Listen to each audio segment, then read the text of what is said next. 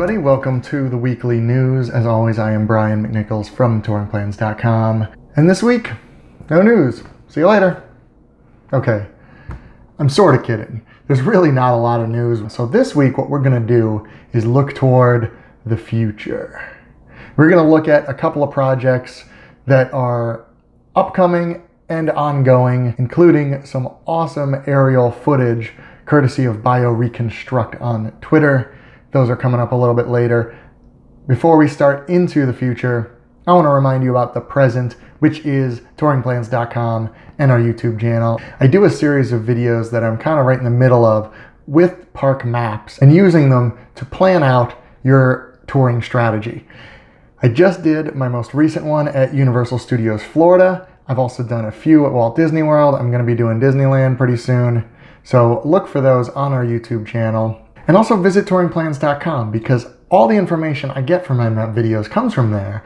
And if you don't like what I say in those videos, or if you just want more or more control, you can personalize your own touring plans at touringplans.com, and they work really, really good. So let's get into the future stuff right now.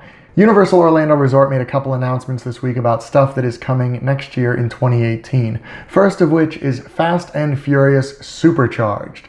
This is a new attraction based off of the ever popular and seemingly never-ending movie series, Fast and the Furious.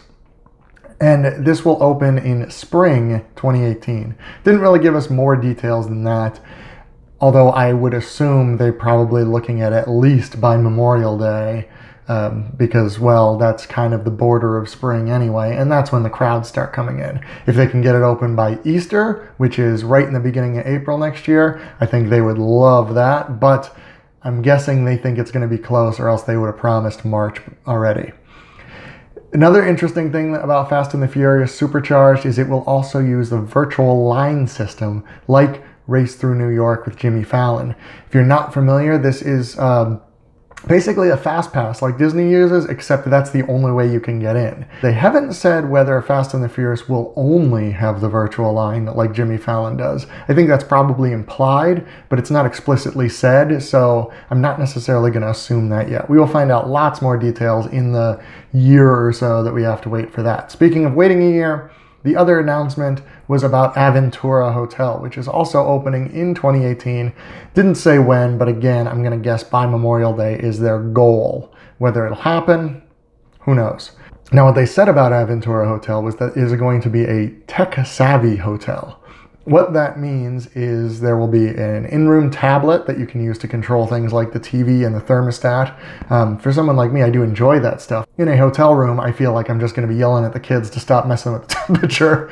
But we'll see. I'm sure they'll think of stuff like that. All right, now we are going to jump to Walt Disney World. This is where these aerial photos, a man named BioReconstruct, and not his real name, obviously, his Twitter handle, posts all these on Twitter. So what I'm going to do here is I'm actually going to jump to the computer so I can point at it with my mouse as I'm talking. Haven't done this yet, so hopefully this works. We're starting at Caribbean Beach Resort. This is really the only image that he posted of this, but I find this really interesting, and I'll show you why in a second. Over here, this is the area they're supposed to be doing the upcoming construction on. This is the big pool right there. You can see the lighthouse right here and the island. So this would be Jamaica, then Aruba.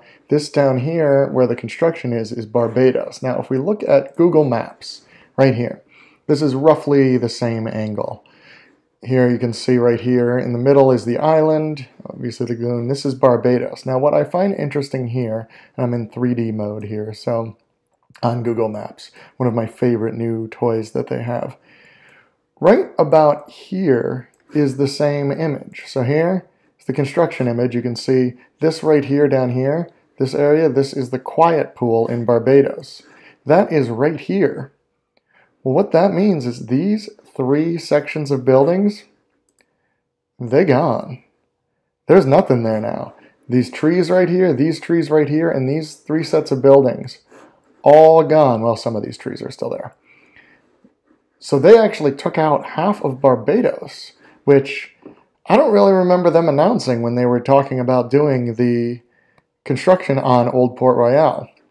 So To me, what that says is that maybe they're kind of slyly going about the plan that friend of the show, Jim Hill, talks about a lot on his podcast with Len Testa, the Disney Dish Unofficial Guide podcast, in that they are going to build DVC towers on Caribbean Beach. Now, if we spin you around here on Google Maps, you can see what those are close to is Epcot.